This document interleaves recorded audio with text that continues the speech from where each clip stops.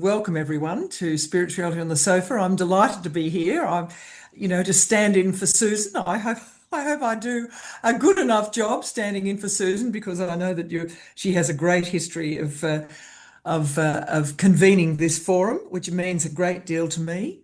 Now we're going to talk about peace in our hearts, and I'll introduce our guests a little bit later. But it's a fabulous topic to be trying to drill down into with our two guests, and I just know it's going to be a most rewarding conversation, kept promptly to time, as you know we do with all our spirituality sessions, starting now, going through till 9 o'clock. And I'd like to welcome all visitors to this Gadigal land here that I'm sitting on, and to all traditional custodians, and welcome them. They should they be joining us. Now, I do invite anyone who's not on our mailing list, this formidable mailing list, to join by emailing, and I'll give you the email address, sip@catalystforrenewal.org.au. Now, I think Bob Birchall will put that address into our email, into the chat right now, so that you can take part in it. Now, I know that throughout the year, there's been quite a lot of emphasis on peace in our hearts. We've explored biblical references to peace and the teaching of a great Pope, of course, in Pope Francis. We've conversed directly with the church in Jerusalem and other world religions. But tonight we're trying to find the resources to help ourselves and others to look within. And I must say, I was thinking when I was sort of said yes, I'd be delighted to stand in for the formidable Susan. I looked back at that amazing to April and Pope Leo's extraordinary address in his Easter address. It came after his amazing explosion onto the world stage to that extent. I have no fear of the Trump administration. And I've said elsewhere, that I don't know what it was exactly that he did with that, but it was just an incredibly successful, I think, coming from him, that man who looks like he's very much got a still centre, to sort of say, hey, everybody, it's all right to feel bewildered, but not to be overwhelmed. It really did, I think, it had an enormous impact, which is ongoing.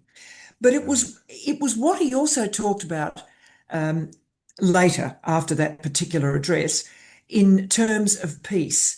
Let those who have weapons lay them down, he said in his Easter address. Let those who have the power to unleash wars choose peace.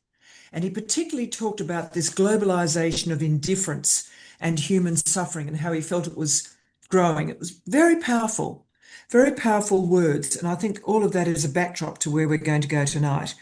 So as usual, we'll have about 15 minutes, 12 to 15 minutes of each of our guests, and then we'll all chat together, which I'm looking forward to.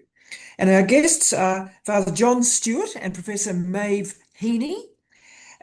John began his adult ministry in 1962 when he entered Corpus Christi College.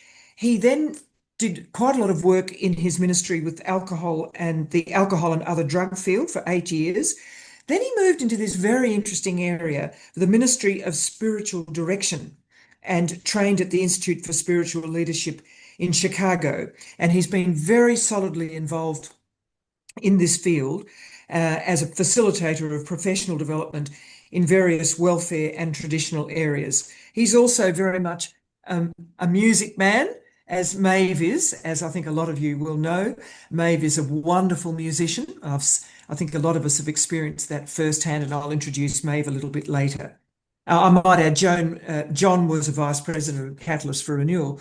So, John, I'd like to hear how you think now, and I'll just put my watch on, how you distill this, quite amorphous big word of peace for yourself. How do you personally encounter it and grow with it and try to actually incorporate it more into your living? Over to you. Thanks, Geraldine. Bob, can you put my photo up, please? This is a little bit of the background to this. This is, I fell in love with the big flower puppy at the Guggenheim in Bilbao about 6 weeks ago. I just finished walking part of the Camino with Irish friends of mine, and we arrived in Bilbao, and I saw this, and literally I burst into tears. I looked at it and I thought, what is this? So I just invite you just for a moment to look at this and a couple of questions. What arises in you as you see this? Some of you might have seen it before, you might have been to Bilbao. It's at the Guggenheim. If not, it's a big flower puppy, and it's been there for 29 years. So what arises for you as you look at it? And just take a moment, and then I'll take the shot down and come back to something else.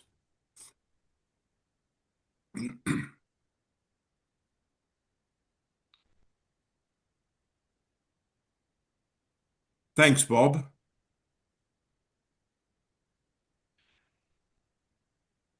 I was very fortunate this year. Again, I've been overseas as well and only been back a couple of weeks. I have very, very close friends in Dublin, and we've walked the Camino, or a bit of it, uh, for the last 3 years. And we got into Bilbao, and I was desperate to go to the Guggenheim. And when I walked into that plaza, I just stood there transfixed. And what struck me and I was starting to prepare for this tonight, and what struck me was this sense that hit me right in the middle of my heart. And I felt such a sense of peace.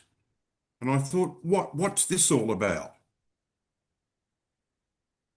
And then as I started to reflect on it over the next few weeks, as I travelled, what struck me was, how does this fit into genocide in Gaza?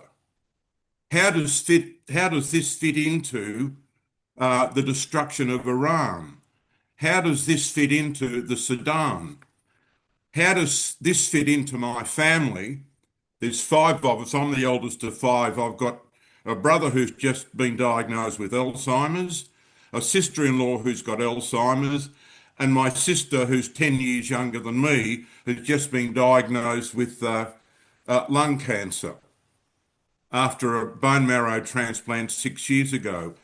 And it struck me, what's this about? How in the hell can I drop in and hold that peace in my heart when all this is going on? And the personal response for me has been, I'm part of a spirituality group down here in Melbourne. We meet 4 times a year. We look at the Gospels and we look at them in the seasons. And last year, in winter, we looked at a psychotherapist's work, Francis Weller, and he's got a book called The Wild Side of Sorrow. And in the book, he outlines 5 gateways into grief. He said grief is part of our lives. And here are the 5 that he mentions. All that we love, we will lose. Another gateway, the places inside us that do not receive love. A third one, which we know well now, the sorrows of the world. The next one is what we expected and did not receive. And then ancestral grief. And one of the things that he develops out of this, and he looks at this through the lens of grace. And he says that a sign of maturity is to be able to sit with paradox. And the paradox here is grief in one hand, gratitude in the other, and to hold them, and to be stretched large by both. I must admit that has been part of my prayer life for the last 3 or 4 years. Um, and I know it dropped me into a place of, I've lived my lot of my life with the glass is half empty. I'm learning to go the other way. I think it's half full. I mean, after 6 weeks away, I hope it is. Um, but the beautiful thing about that is that when we start looking at what Francis Weller talks about, if we go down either or, we end up in grief and disdain and sadness, and we become mournful. If we look at the other side, if we look at gratitude, just gratitude, we can end up quite saccharine. But if we look at the both, yes, there is this and there is that. What's it like to be able to sit and be stretched large by grief? And all of us at some stage have had to be stretched large by grief. And then what's it like to be stretched large by gratitude? And what a fantastic combination that is. That paradox is not either or, it is both and. And the both and, we can then, I think, go to the place of peace in our hearts. If we go the other way, the either or, we go nowhere. We will become mournful, melancholy. And as a friend of mine used to say, a guy I was ordained with, you end up a pain in the arse. So in the midst of all that, what I started to reflect on, and Richard Raw, I must admit, has helped me a lot here. I love his stuff. We were both ordained about the same time, but he's got a bit more famouser than I have. But one of the things he talks about is we have got it wrong. We were taught badly. I know the seminary was awful for me in this, that Genesis 1 almost didn't exist. It was Genesis 2. And as Raw says, if we start our theology and our spirituality with Genesis 2 and 3, all we start off with is trying to catch up again. But if we start off with Genesis 1, we are deeply involved in compassionate presence of a loving divine that sees us as essentially good. And I think I'd much prefer to go that way now. And it makes so much difference, I think. And peace in the heart, actually, my sense is now, peace in the heart is there already. We have to learn how to develop it, how to cultivate it. And the beauty of that is we have got so much. We've got the mystics to help us. And as Geraldine said, we've got Leo. What an absolute and utter gem. And Francis, of course, before him. And Leo's call right from the start was for peace. Remember, Francis said, "Will you please bless me?" the night of his, when he was made Pope. And Leo's plea was, "I come among you as one who promotes peace." So we have to learn somehow then to delve into, to explore that deep, deep place within us that Ephesians 3:14 says, "May your hidden self grow strong." So our goodness is deep within us. We don't have to invent it. Francis Weller has helped us to see there are two sides of us. Wonderful Abe Lincoln said, we have to learn to follow the better angels of our nature. And I've always loved that phrase because it means so much. And so peace in our hearts is not a wishful thought at all, I don't think. Of course, we have to learn how to develop it and to cultivate it. And so the important thing is from here, I know for me now, to make sure that I keep reading the mystics, that I keep listening to music, that I make sure that the contemplative approach to life is part and parcel of what I do. And I did a bit of it this afternoon with Miriam Rose and Deary. It was just wonderful to sit and say, oh, how about this? And I was just saying to Maeve before that I watched on YouTube last night the Mass of the Ascension, and that wonderful, wonderful Paul Kelly song, Meet Me in the Middle of the Air. These are the things we've got to do. And as I said in my little blurb, I'm a faded folkie. I've been to 40 Port Fairy folk festivals, and I've got another one for next year. It's number 50 for them. But I go to the music every year, and to sit down and listen to Beethoven's violin concerto, well, if you can't find peace in your heart there, you're pretty bereft. And that's when the glass really is half empty. So they're the sorts of things for me now that are so important. And I just saw a thing this afternoon that Leo said that if you follow a stream, you will find its source. If you follow music, you will follow and find the source of music, which is the divine. So that's a bit of where I'm coming from. There's a lot more, of course, and I'll mention one song and how nature has captured me. Eric Bogle's Shelter. It's the most stunning song about this country, of what the country is like in nature, in the cosmos, and what it could be like if we actually welcomed people. So that's a bit of me. Good. That's wonderful, John. That is wonderful, actually. I related to quite a lot of what you were saying there, and particularly the music. I was just, which will be a lovely segue to Maeve, but I was just on, my walk, my 22-minute walk, which with all the people say you've got to get 22 minutes of continuous walk up and your body's sort of stretched. And I thought, where would I be without music? Where would I be without, it has a growing importance in my life, actually, very vividly so. In fact, I'm sort of almost shocked by it, just coming to realize how much I depend on it, actually.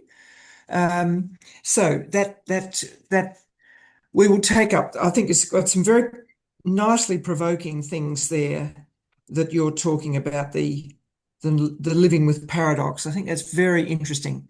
And I'm going to come back to that, and I'll be welcoming you to think of, everybody joining us tonight to think about how you'd like to talk to Father John about that. Now it's my great pleasure to welcome Maeve Heaney.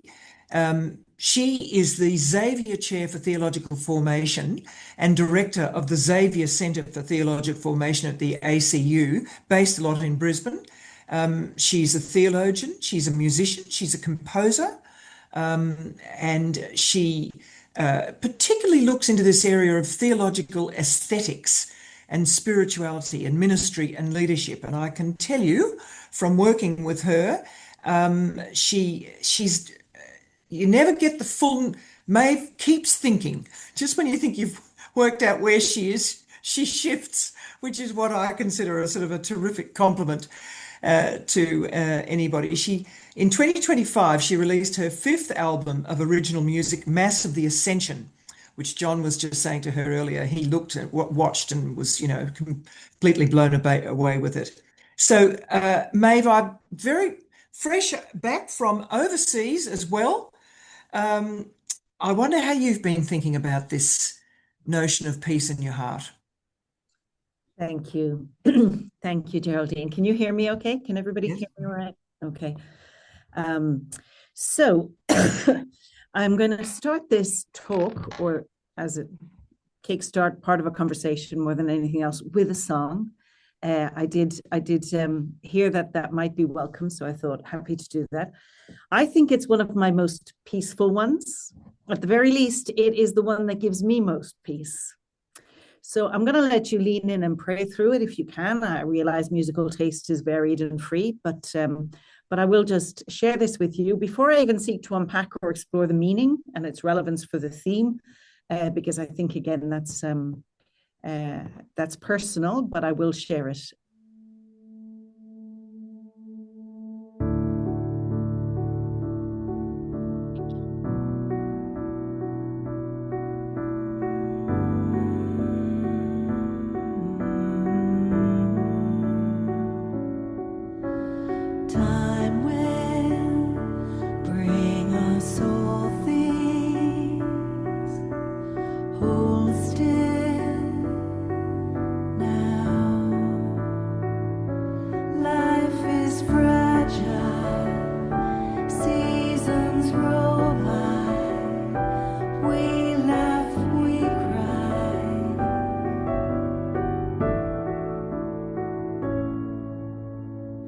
Cracks in the loneliness, strangers who love you, grace that surprises you in light-filled rooms as gentle as they're tough. Walk through a dark door into shadowlands, a dream world of the real. Behind the curtain of our certainties, we know that we are never in control at all. Full stop on my plans, I'm in your hands, which might not be so bad. Love is patient, love is kind, love is hope-filled, love won't die, love is. Tell me who I am when it all boils down. What is left of life? Love is. As I lose my strength, needing is okay. We is more than I. There is a point in time my life counts back from, an uninvited guest, a trial embrace, a foretaste of the end. Why is the possible impossible until it finds your door? From here the roles reverse. It's harder to receive than give when all you have to offer is an open letting go. Don't let me go till I surrender all. Love is patient, love is kind, love is hope-filled, love won't die, love is like an uninvited guest, brother fire and sister death. What's important changes, love is. Questions you're afraid to ask, finding words despite the cost, knowing we're connected. Time will bring us all things. Hold still now.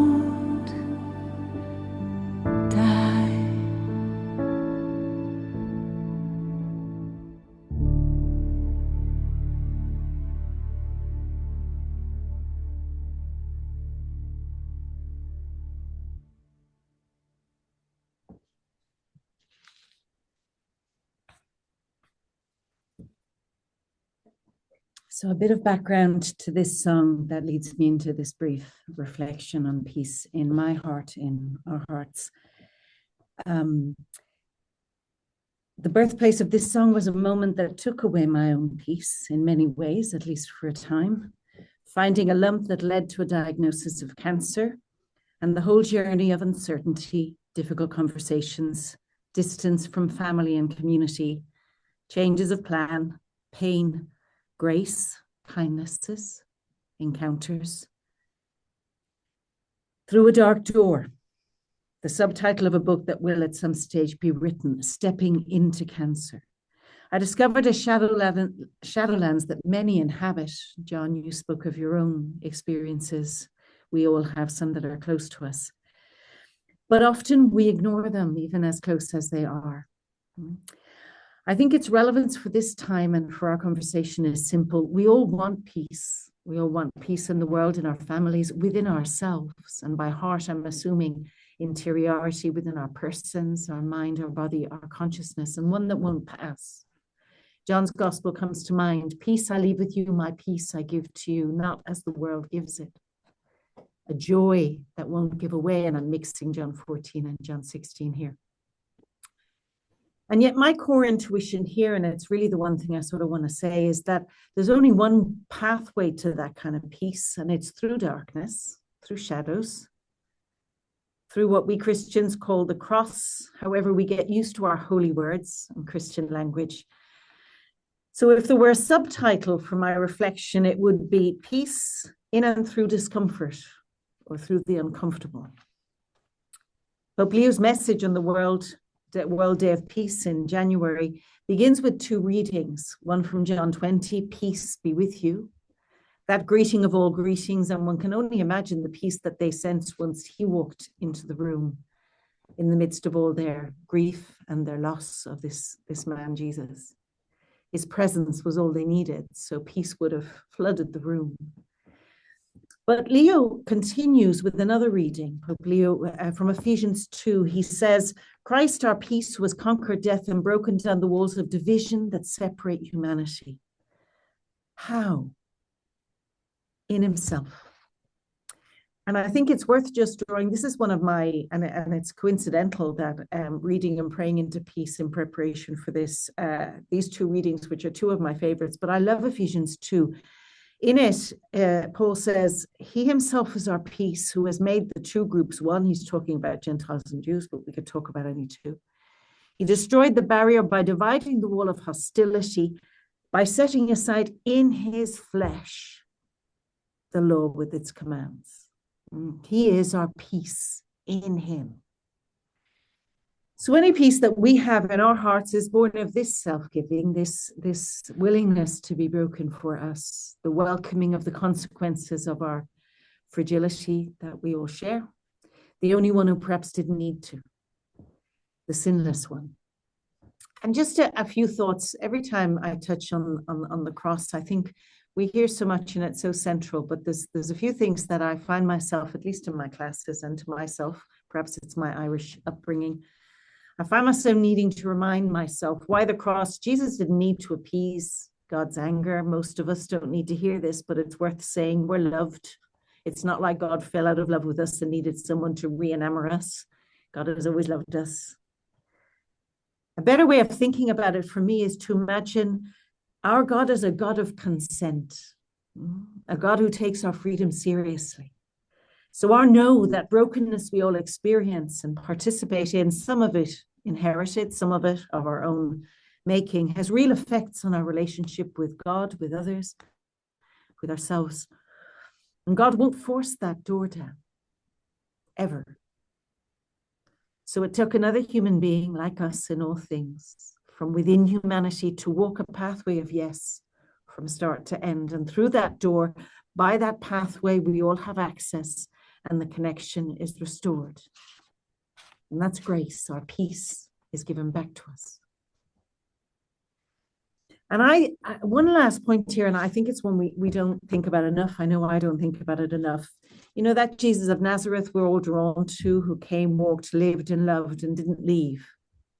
Didn't leave us behind, but inserted us in him.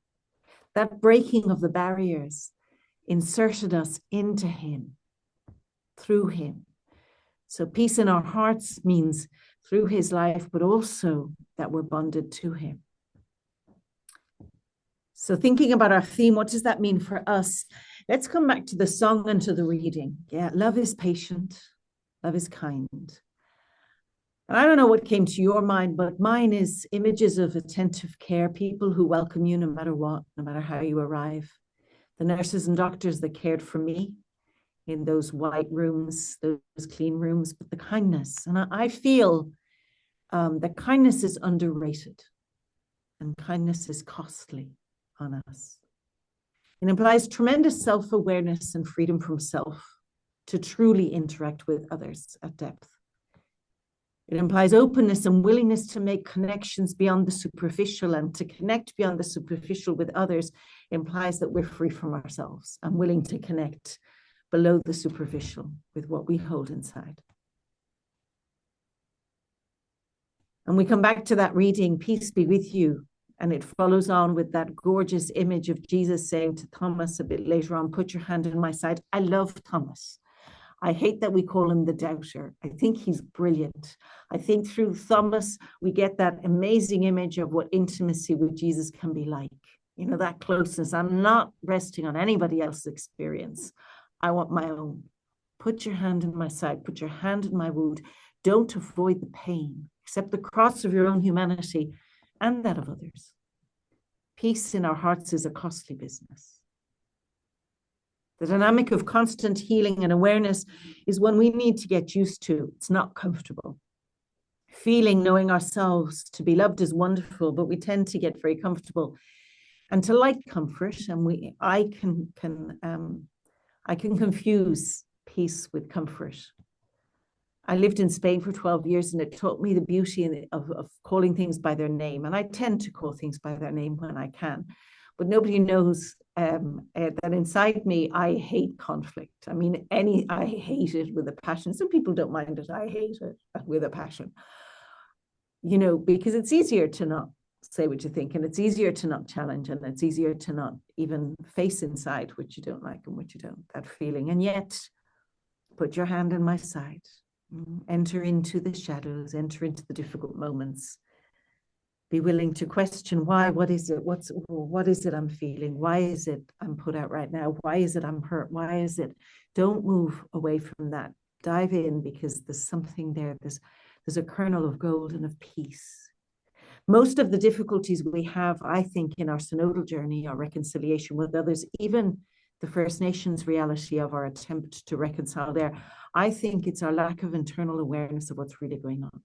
The hardest realizations we have are about who we are and who we're not, I'd suggest. Over the past few years, a lot of my time in leadership formation has been spent in teaching a reflective tool and process for leaders to do just that. To learn to self-reflect, to pay attention at depth to ourselves, to know how others affect us, to what's happening under the surface of things. Because only that way can we lead and be who we're meant to be. And we've heard lots about how to be a good leader, we need to learn to listen. But to learn to listen implies that we can listen also to ourselves and know ourselves and reflect on that. And there's only one pathway from self-sufficiency to humility, and it's that humiliation, which usually is internal and private, of realizing we're less than we could be and letting God love us there. Letting God love us there. One last thought, and I'll hand back to Geraldine. And I'm going to quote from a very old church document, but it's a thought that I find I draw much peace from. It's from Pius XII's document called The Mystical Body of Christ in 1943. And he says, I'm paraphrasing a bit because the language is a bit old, but he says, it's a mystery we can never contemplate enough, how the salvation of many depends upon the prayer and voluntary sacrifices of a few.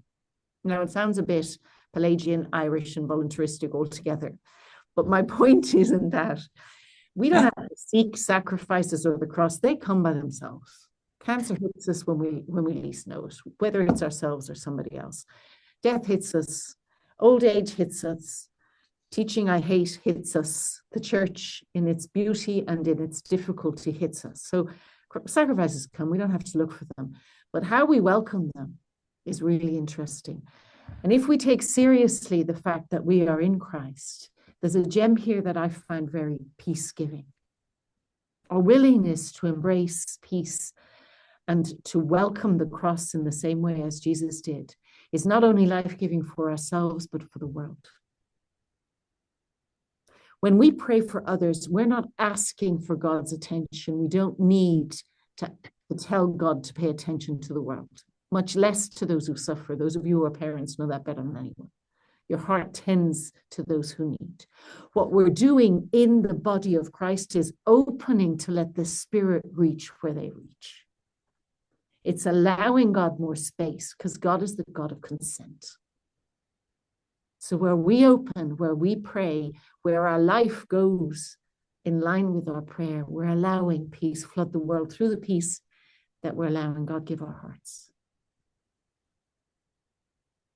When peace is real in us, when it's broken and risen, when we let the grain of wheat fall into the ground and die. I do love that bit in John. If the grain of wheat falls in the ground and dies, I sometimes fall in the ground and bounce back up before I die. No, fall in the ground and let go. Then it bears much fruit. My reflection today is that we allow the Spirit to guide us on those pathways. That for me is the challenge of peace in my heart. Thanks, Geraldine. Well, Maeve, thank you very much. A lot of thoughts there, some of which are hard to hear, and I'm going to test you a little bit on them. But a delightful difference in a way to John. So I think it's a very rich conversation for us all. Maeve, I thought I took it down, but I didn't. The notion of letting go, which you had, I think, in the second verse, or no, it might have been the first verse, that real sense of that was sort of embodying the journey of uncertainty. Now, honestly, how long did it take you to learn that? Because so much of our sensibility is the reverse. There's very much individualistic control and everything. So, and I think as I get older, it becomes easier. But my God, it's hard. Now, can you just be honest, if you wouldn't mind, about how much it took out of you to actually learn that there was a kernel of brilliance and wisdom there? Janie, I wouldn't say I've learned it, Geraldine. I'd say it's ongoing, in all truth. I mean, I think so. In that song, it was being hit by cancer, Yeah. and the fact that we think we're in control. And people ask me often. I mean, I'm fine, up to date with tests, but I mean, it does teach you. Like I am the healthiest in my family, and I'm the first of my generation to have I make the salads in my house. So we're just not in control. So it kind of goes. It's actually you're not in control. I did in my, because I am religious, and I had a really difficult start to religious life. I will say that, just because I was so worldly, and I didn't really have a journey of formation, how not to do it. I think that's why I work in formation, because I have a journey. You don't do this, that doesn't work, that doesn't work, that doesn't work.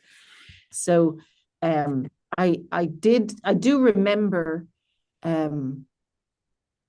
somewhere in the first few years of a lot of difficulty realizing that I could, when things really hurt, I could either superficialize and till it passed, or if I dived in, I went deeper and I found a peace that was kind of connection with God.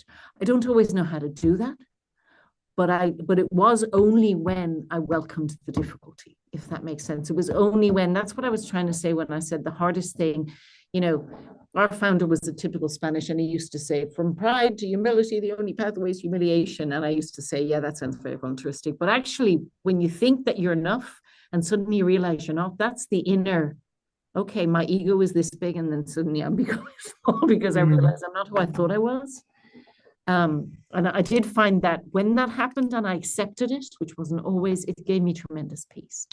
So I still try and do that. Like when I have encounters, today I had a day where I came out, I was really angry from a meeting, excuse me, don't even try to imagine where it was.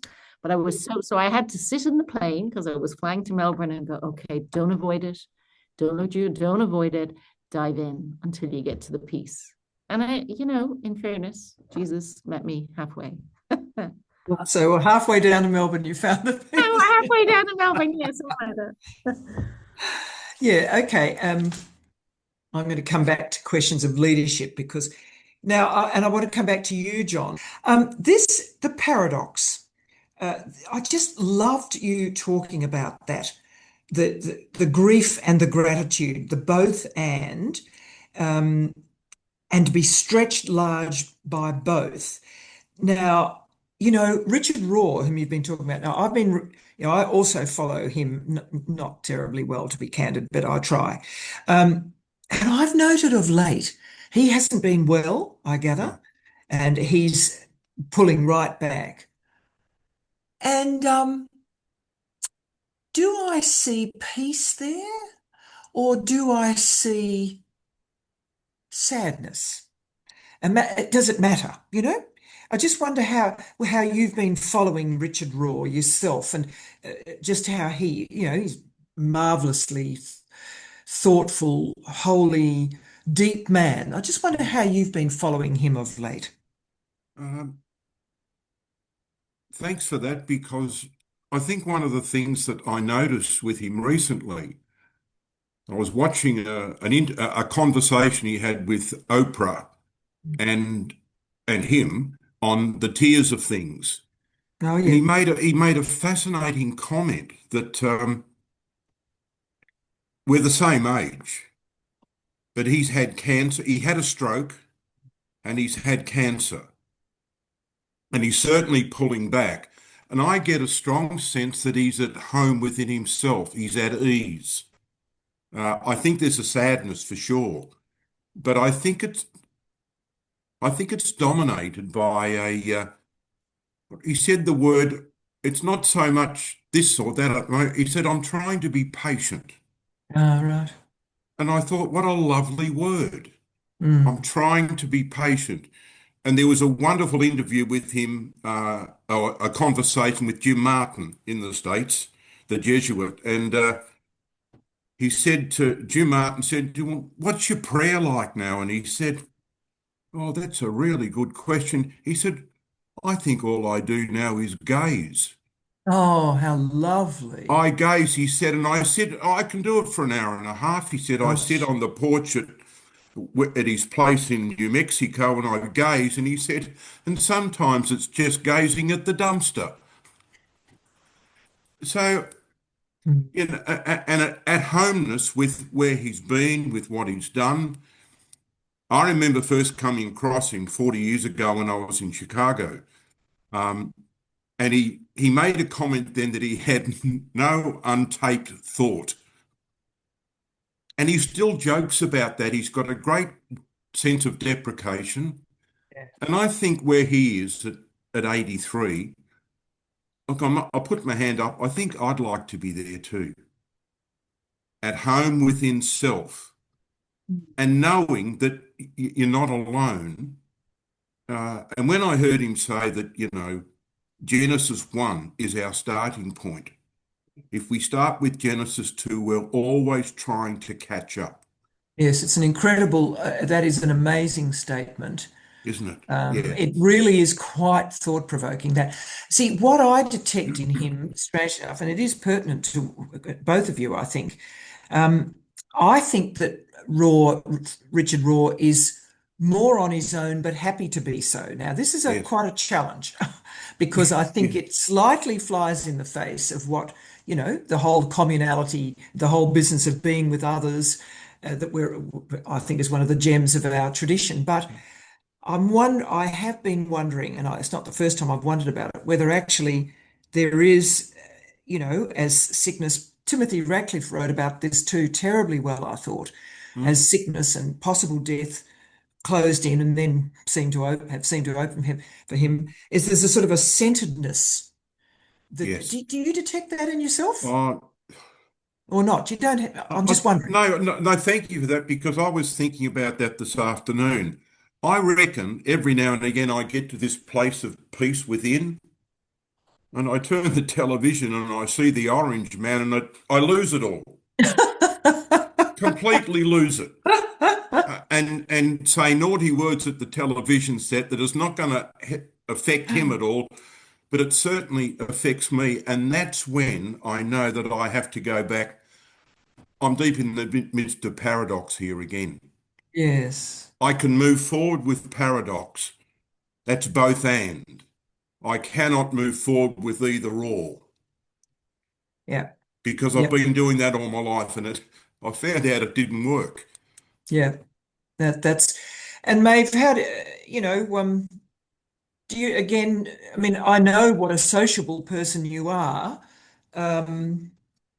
but I wonder how much it does for you, whether the real, I mean, I think this is a part of paradox that, that there's a particular type of peace descend on you when you're just focused on yourself. Thanks, Geraldine. I think, and I think this is in part it's spirituality, in part it's personality and self-knowledge, right? So I think I'm borderline. I think I look extrovert, and I think that's the Irish thing. We're really trained into small talk and sociality, and it's genuine, don't get me wrong. So I think I'm borderline extrovert, introvert, but I recover alone, if that makes sense. So I enjoy, it gives me life to be with people, but when I pull back, it allows me serene, and it allows me kind of drink deep, and it lets me do things like make music. Like I can play music with others, but I tend to make music more by myself before I play with others. So I enjoy the solitude, I have to say. Now, I enjoy belonging in solitude, so I'm not sure I'd like the solitude if I didn't have the connectedness. If that makes sense. So I do think it's a both and space. Yes. And that you need both. And that is the serenity of it, because it is, that's quite a challenging concept, I think, the both and, actually. And it's very Catholic. I just want to say there's so many things in our tradition that are both ands, like personal, social, sharing and owning and all kinds of things. There's both and. It's not a easy. I think you and I have talked about that before. Now, I thought also you said something, Maeve, which it was quite interesting. We all want peace, you said. It's like, come on, we all know we do, in theory, want peace, and we certainly want it internally. I don't think there's any doubt about that. No one actually seeks to be constantly troubled, for goodness sake. So why is it so difficult to achieve? Why does it elude us? Is it that we have a sort of a notion of what peace looks like? I think we do, you see, and I think it starts to be, and I think this is where personality does play quite a big role. But I just wonder if you have sort of, as you've gradually sort of worked out how much of the Irishness demands a certain sort of external manifestation of positivity, and you realise it's not the full story of you, would you say that you've fought back at times, against this notion of what you've come to see as part of peace? I would say, maybe it's an age thing, but I do think, I think it's a constant challenge. Not a challenge in the sense of to and fro, and we're always in the middle and we never, I don't think that's true. I think we journey, and I think we learn things, and I think we grow. I think, we can go backwards, I suppose, but two paces forward, one back, I think we journey, but I think life's a mystery. And I think like who we are at 20 is not the same as 30, is not the same as 70. So there are spaces that I find now challenging that I didn't. There's a reality I look at and I think, okay, well, what do I want to do with the next 10, 15 years of my life. I knew what I wanted when I was 30. I knew what, like, I knew what do I want to do with my theology. Like, I have 3 projects. I'm looking at them. How do I invest my life in a way that's going to be meaningful? How do I know? Like, I was very clear that God wanted me to come to Australia. I think he still wants me here, or they still want me here. But sometimes the question is raised, like when I see more needs, or when I look at various projects and people say, what about this? And does it take away my peace? Not always, but sometimes it, like, the discerning isn't easy, and the questioning, or there are situations where I think, you want me to die here, Lord, or is there another dying I could do that would be more that'd be more fruitful? I don't like this one anymore. Can I have another one, please? Which might actually be true, because we can be in places that God doesn't want us to be, and we can get stubborn in places that God doesn't want us to be. So what am I trying to say with that? I think it's a journey. And for me, it's a journey. And the challenges I had when I was 20 in a Spanish community, that I was learning to reinculturate myself into my Irish being, because I'd become a Spanish missionary, and yet I'm Irish, are not the same now that I'm older, as a theologian, trying to be a woman theologian and hold a space that is both prophetic and at the same time. They're different challenges. So, and I think in all of that, I guess there's a knowledge of self that you try and hold, and a prayerfulness that I try and hold. And sometimes I manage better than others. And that balance of, being prayerful, but also being loving, and letting people take your time and your talents, or offering them. So I think it's a journey. For me, it's a journey. Sometimes I'm there, and sometimes I think, oh, crikey, I thought you had this down, but you don't. Start again, girl. And it's not start again, but it is apply again or learn again. That's It's interesting, like Timothy Radcliffe wrote a piece about 6 weeks ago, I think, in the Tablet, because he is now he's quite an old man now. And of course, he's I think he's 2 separate cancers or whatever, and he survived enough to give those wonderful reflections before the synod. I mean, talk about being saved to dispense his wisdom. I honestly, I'm sure he didn't expect to be alive, and he was, and then he was asked to do that extraordinary amount of work. But he did say the other day in something, he said, I'm pretty sure, he said, I even put it with a hedged, I'm pretty sure there comes a time when you have to leave the center stage. It was I thought it was a beautiful, I thought it had a lot in it. Yeah. Because he's been center stage, by God, has he ever, for years. And, and I suppose I'm really, John, wondering, you must have seen, I think those wonderful seminars we've had him out here. Yes. And he's just thrilling. Yes. And he's fun, and he's the embodiment of he performs beautifully, but it's there's a substance. But he's wondering, now whether, and I don't even know whether it was about peace. It was like a ruthless recognition, I thought, about role. That's what I really thought when he wrote that. There comes a time when you have to vacate center stage. I wonder, just in the few moments we've got, a couple of moments left, have you seen, just both of you quickly, unless there's somebody waving at me, first of all, to you, Maeve, have you seen someone achieve peace of late that has surprised you? And both for you, John, just seeing it in others. I'm thinking about seeing it in others, just by way of trying to define it even more. I certainly have. I certainly have. Yeah. One of my best mates who died a few years ago, we were ordained together, and he had rheumatoid arthritis, like you wouldn't believe it. He couldn't walk for the last 18 months. He was in a motorised wheelchair. I never ever heard Mick complain once. He was at peace.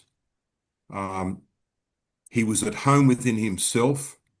even to the extent of the last time I saw him, we used to have a quadrella each Saturday for 30 years. And we got a few, by the way. But anyway, this day I went in to see him and I gave him my numbers for the quadrella and he said, "Thanks, Stewie," he said, "but I think I've closed my account." Oh, How about that for a sense of self? But he had a great sense of the compassion of the divine within him. And the other one I've got to mention, and she'll smack me afterwards if she finds out, my sister Carmel. Carmel had a bone marrow transplant 6 years ago, and she has been an inspiration to us all. Life is what it is, and I'll be okay. And now she's just been diagnosed with lung cancer. But the peace within her is an inspiration to not just me, but our family and to her friends. And her friends just love her. We love her all deeply. But it's that sense of never complaining, not putting up with it either, but actually actively engaged, I think, in the grief and in the gratitude, because she's a bloody good cook and she still likes cooking. lucky you. Yeah. Maeve, your impressions here. So the one that springs to mind, so I'm just going to go with the one that springs to mind, is one of my colleagues who is in a pretty senior role. I have been very impressed by, and it's quite like ACU's been through lots of changes and change plans. And so there's lots, and I have great colleagues, but I tell you something, academics have opinions. You could pay. It's one of the, across the world, any university I've worked in whatever capacity, it's a hub for opinions. Everybody has an opinion. Even Natalie Beckhart said to me, do you know, in the Synod Hall, the ones who really needed to learn more about synodality were the theologians. They all had an opinion. And she's not wrong. Anyway, one of my colleagues who's older than I and senior than I seems to have tremendous peace in holding north for where we need to go. I'm not sure. I think it's a faith thing. I think he's kind of trusting and he has a lot of faith. I think it's deep patience. I think he sees the big picture and can deal with all of the things that I would throw my arms up in the air and think, oh, for God's sake, everybody, we've talked about this already 3 times, just leave it be. It's done. Whereas I think it's the bigger picture and a clear vision of where he wants to go. I admire it. Yeah. I do too. And I do too. I see it. I think probably I see it in terms of a serenity about while you're engaged in the world. I think that's what I have huge respect for people who can do that. Look, I think this has been a marvelous conversation, and I really would like us to thank our 2 guests tonight, Maeve Heaney and Father John, because I just think they've both given an enormous amount of themselves, and certainly I will go away thinking about a lot. It's not a simple, none of this is simple. No. It's such a sort of a catch-all phrase, everybody wants it, as you say, John, but actually working it through and thinking about it is really, it's demanding, which is what Leo's asking us to do. Now, can I say that the next SOS event will be on September the 2nd, if you can put that in your diary, on the topic of just war theory. No, wow, that's very much in the process of change at the moment. There's not a lot of peace there, I can tell you that. We've got some fabulous speakers, Robert Fitzgerald and Sister Patricia Fox. So I think that's something very much that I will put in my diary. Yeah. I wish we didn't have to think about just war theory, etc., and what how it's succeeded, but we do. And I again invite anybody who is not on our mailing list to join by emailing to sip@catalyst for renewal, one word, .org.au, and Bob will post that email address into the meeting chat right now. Look, I do hope that Susan will be back next month rather. Look, it's been a pleasure. I've enjoyed it immensely. Very provoked I am. Thank you for welcoming me. Thank you, John and Maeve and Bob and everybody. Bye-bye for now. Thank you.